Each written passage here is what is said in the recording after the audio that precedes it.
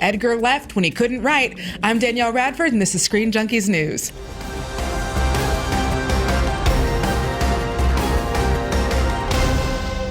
This episode is brought to you by Transformers: The Last Knight. Check it out in theaters Wednesday, June 21st. Tickets now on sale. On the Variety Playback podcast, multi-hyphenate Edgar Wright opened up about his time working with Marvel on Ant-Man and why he ultimately left the project. Wright said, "The most diplomatic answer is, I wanted to make a Marvel movie, but I don't think they really wanted to make an Edgar Wright movie."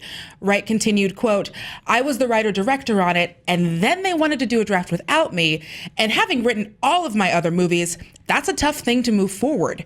Suddenly becoming a director for hire on it, you're sort of less emotionally invested, and you start to wonder why you're there." Are Wright's comments and the recent Ron Howard Star Wars shakeup evidence that we are facing a new version of the old studio system, the franchise system? Here with me to discuss this and more is Dan Murrell. Hello. Hello. Hello. Thank you for coming. I'm happy to be here. Thanks. So does this sort of feel like these expanded universes and franchise films are the new studio system? Could it be argued that studios have even more creative control than they did back during like the golden age? Well, I mean, over the totality of everything that a studio does, I would say no. I mean, back in the days of Jack Warner and Louis B. Mayer, like they would literally control every aspect of every movie, including who was in it, who directed. I mean, directors were literally directors for hire. They were there to know how the camera works, and the studio head was there to literally run the studio. So I wouldn't go that far, but I would say that the way that these are working now with the MCU, Star Wars is now going this way, the DCEU, they're taking these franchises and kind of moving them into interconnected universes. Right. Yes, you do need somebody, ideally, if you're doing a sprawling 4-movie thing, that has an eye on the big picture. Mm-hmm. But I think what we're seeing, particularly now with MCU and Star Wars, that with Ron Howard, the Ron Howard, Lord and Miller shakeup, and with Edgar Wright earlier on Ant-Man, is the person who's kind of in charge of the big picture is also in charge individually of each of these movies in a way that I think you can put it analogous inside these little sandboxes that, yes, it is kind of a throwback to, I think emerging now, Kathleen Kennedy with Star Wars, Kevin Feige with Marvel. Is kind of the final say, with a very, very few exceptions. I think that James Gunn still has a little bit of autonomy with what he's doing for Guardians, but we even found out with Joss Whedon on Age of Ultron, there were things that Kevin Feige basically said, "You're doing this. You're doing this to set things up later, and if you have a problem with it, too bad." And even with actors now, and they're not the exclusive contracts that we would see before, but you do get contracts where, because of the scheduling, they might as well be exclusive. That's one of the reasons that Telegraph had that great interview with Chris Evans a few weeks ago, where he said, like, I didn't want Captain America to work, because if it worked, then I'm doing this for, if I'm doing all 6 movies, and that's it, and that's my life. It's a decade. Yeah. It's a decade of your life. It's a decade of your life. And so something else we've noticed is that this summer, we're talking about box office, something that I know you love. I love it. Show me those numbers. Show you the numbers. So several of these franchise films did not do as well this summer as people thought they would. Yeah. Some examples: Alien Covenant, Pirates of the Caribbean, The Mummy, which is set to kick off the Dark Universe, didn't do as well domestically as people thought. So is this a sign that there is some franchise fatigue and some pushback on this new system? Or, is this what happens when studios have too much control? I think they're all a little bit different. The Mummy, I think, is the closest to what we're seeing here, which is the idea of they had their eye on a bigger, expanded universe. There was a power struggle. If you're reading the press reports, Alex Kurtzman was kind of supposed to be overseeing everything, and then Tom Cruise kind of stepped in, and then he oversaw The Mummy, but inside the confines of, I think The Mummy, is the one that's more analogous to, I don't know if that's necessarily franchise fatigue as much as it was people saying, like, I don't know what this is. Why are you setting up 4 other movies before in the first movie? I think you are seeing a reaction to that. I think Pirates was one of those things of just like, I think that's kind of the result of a expanding global market. As far, if you're reading the tea leaves, Disney knew that Pirates was losing steam here, but it's a global play. So I think it opening here wasn't quite as surprising. Although I do think that, it was very, I think one of the reasons that it didn't attract a huge audience was it was, I think, derivative of the other movies in that it was using plot points and things that we'd already seen before. Right. Alien Covenant, I think, is just a weird thing with Ridley Scott, who if I'm being honest, that for me was more marketing. I think that was probably we were seeing Fox as a studio saying, you can make your Prometheus sequel, but we've got to put a xenomorph in the trailers for this thing and sell it as an Alien movie. And Ridley Scott was like, okay, fine, whatever. And then he made his kind of weird Prometheus sequel. I mildly recommended that movie just because I thought it had some interesting elements. But in general, I think, franchise fatigue is a word that gets thrown around a lot. Yes. And I think that, the top grossing movies are still franchises. Generally, Rogue One made $1 billion worldwide last year, and Wonder Woman, which is part of the DCEU, we've seen her in another movie, is a huge hit this summer. So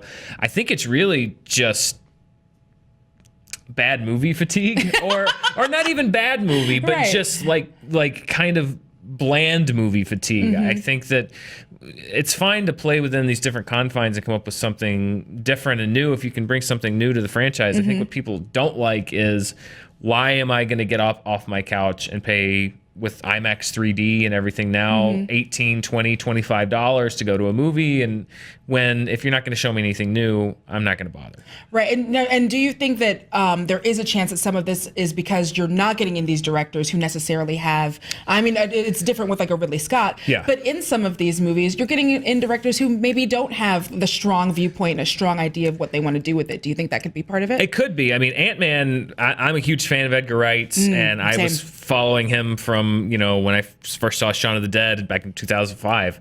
And I think that, Ant-Man was something that he had been doing predating the MCU. Ant-Man was a project that kind of was part of the wave of like superhero films, the first wave, Spider-Man and the X-Men films that Marvel had kind of been developing as a kind of a quirky side project. And Edgar Wright was involved for a very long time. So I do think that it felt that he did. He kind of puts it candidly. He wanted to make an Edgar Wright movie. And by the time Ant-Man was in a position to be made, Marvel was making Marvel movies. And his dynamic doesn't fit with that. Now, but I think you can say the same thing about James Gunn. And Guardians worked great. So absolutely. I wonder if maybe, because getting the timeline, I don't remember if he was removed. I think he might have been removed just before Guardians came out, or I think that they were kind of in this thing of like, oh, I don't know, we have this really risky thing coming up. I don't know, honestly, if he would have been removed. I think now with Doctor Strange, with Scott Derrickson, the kind of weirdness that he brought to that, even though I thought the plot played within the bounds, it was a different style. And particularly with James Gunn now, I wonder if they would have fired him. I think, honestly, they were a little skittish. Yeah, that makes complete sense, because no one knew that a Guardians movie, I've been a comic book fan for years, I had no idea Guardians movie was going to do what it did. No, and no one did. And I think a lot of people circled that as like, this is the risk. And I think, part of these cinematic universes, again, you take creativity off the board and you look at it almost like an actuarial table and say like, okay, where's our risk? And I feel like with Ant-Man, Marvel kind of said, well, we have risk here and this is a safe bet.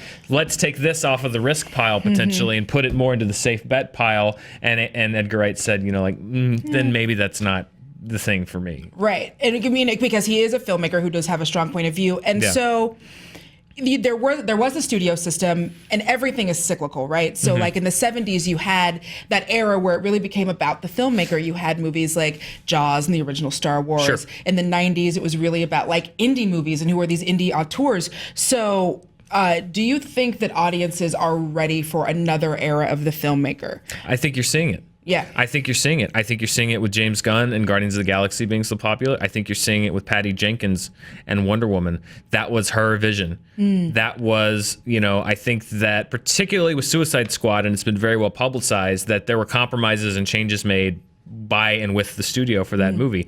And with Patty Jenkins and Wonder Woman, I think, they've been very forward about like, this was her version. She went to bat for it. The studio wanted some changes that they didn't get. And I think now the marketplace has borne out that those were changes that didn't need to be made to the movies. I think that we are now in a scenario, and this is why I kind of hope this will never happen, but I wish that Marvel, after Infinity War is done, would do standalones or maybe two movie runs, because I think that people are catching on to sameness. And I think that studios would behoove themselves to find people that can do unique, really original visions of these characters, and still play ball, but in a way that makes each film individually unique. And like, you know, I've always said with movies, it's like steering a cruise ship. You know, you can make a course correction now, and it's going to take 3 years for that ship to move because you're in so far into pre-production and post-production and planning.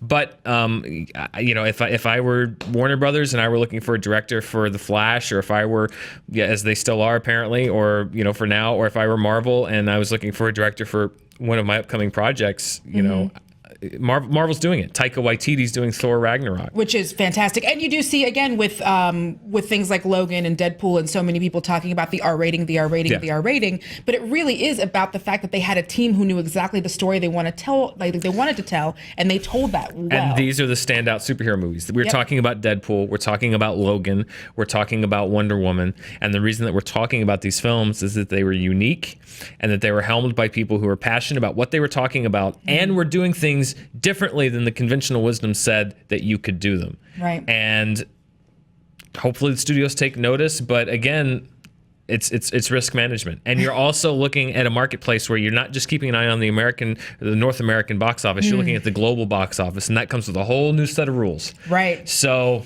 there's so much in today's business. I don't think it helps unique, crazy, off-the-wall visions. It's all about risk management, but I hope that they will take the message that we're seeing, which is like, if you take 4 risks and 3 of them hit, well, guess what? You paid for maybe the one that didn't pay off. That's fantastic. Thank you so much for coming and sitting down and sharing that with me. So glad to get your opinion on this. And now we want to hear from you. Do you think that it is possible that these studios could start to marry the success of the studio system with the strong ideas of a good filmmaker? Let us know in the comments down below. Thank you so much. Thank you for watching Screen Junkies, and we'll see you later. Bye. Thanks for watching. Click over to the left for more Screen Junkies news, and click here to the right to check out the latest trailer for Transformers: The Last Knight. Catch it in theaters starting Wednesday, June 21st. Tickets now on sale.